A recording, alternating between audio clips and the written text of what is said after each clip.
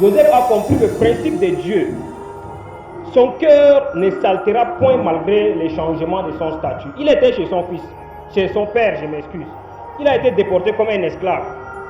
Si c'était nous aujourd'hui, subitement, je me retrouve, ma mère meurt, mon père meurt, mes frères meurent tout à la fois. Qu'est-ce que je vais attendre pour insulter Dieu? Les gens vont me dire comme la femme de Job, maudit Dieu et meurt. Et c'est ce que je vais faire. Je vais dire, mais Dieu, si vraiment tu étais avec moi, est-ce que tu allais permettre tout ça? Au moins tu allais prendre une ou deux personnes, mais tout. Pourquoi? La condition de Joseph était vraiment très difficile. Imaginez un enfant chéri de son père, un enfant très aimé qui se retrouve subitement en esclavage, et pas dans son pays, mais dans un pays étranger. Pas plus de présence de son père, plus de présence de ses frères, ni de ses connaissances. Mais, que fait Joseph? Il resta toujours fidèle. Il n'a pas changé de statut. Malgré que ses conditions s'altèrent, il n'a pas changé de statut. Entre nous ici, comme je le disais, quand on se retrouve dans une condition difficile, c'est là où on met en question notre relation avec Dieu. On dit, mais est-ce que ce Dieu-là même existe vraiment? Vous voyez un peu, Joseph devrait faire aussi comme ça. Et d'autres chrétiens, c'est quand ils se retrouvent dans une situation de joie, c'est là où ils reconnaissent Dieu.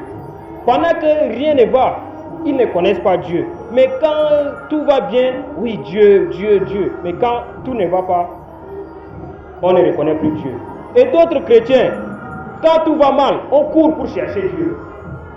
Pendant que tout allait bien, on s'occupait de nos affaires. On n'a même pas le temps pour Dieu, même pas pour l'église. On s'occupait de nos affaires, on n'a pas le temps vraiment. Même pour la prière, c'est difficile. Je fais les affaires, je cherche l'argent, j'ai des projets, j'ai ceci, j'ai cela. Mais dès que le projet chute, le malheur arrive, on court à l'église. Priez pour moi, priez pour moi, priez pour moi, j'ai tel, j'ai tel. Voilà un peu la condition que Joseph devrait vivre. Pourquoi? Parce que Joseph s'est retrouvé chez Potiphar, dans une condition difficile. Il n'a pas renié Dieu.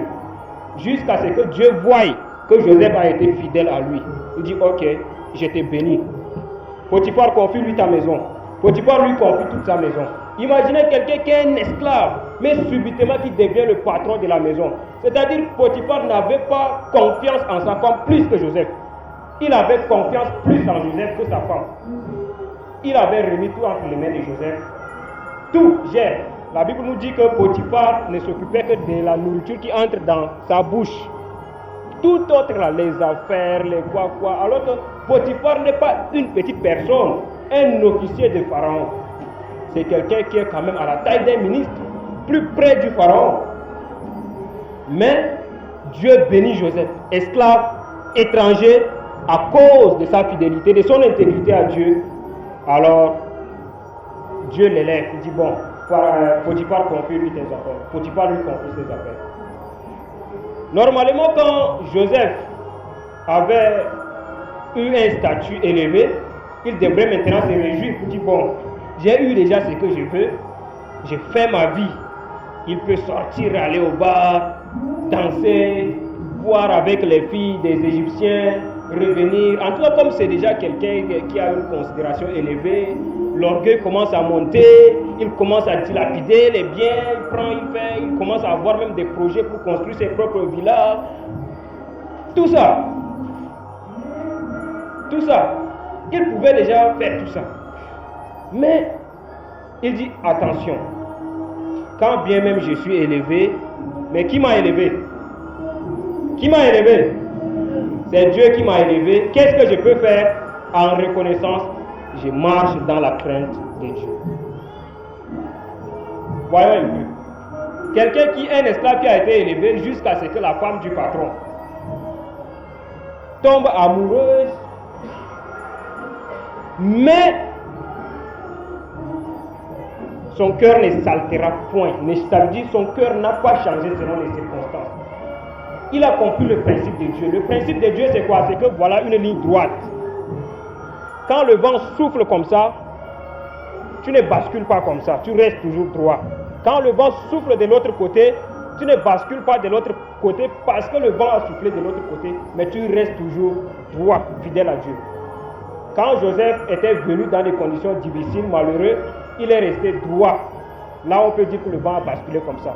Mais quand le vent a basculé comme ça et que Joseph était élevé, il est resté toujours droit. Il n'a pas changé selon les circonstances. Selon son statut de pauvreté en élévation, il reste toujours fidèle. C'est un exemple pour nous les chrétiens. Nous devons nous interroger, qu'est-ce que nous faisons dans notre vie? Quand est-ce que les choses vont mal? Quelle est notre manière de réagir? Quand les choses vont bien, quelle est notre manière de réagir?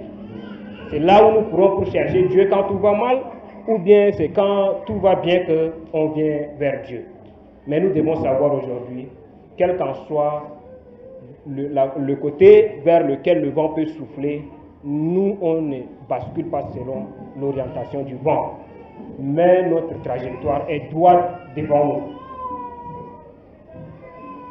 Alors,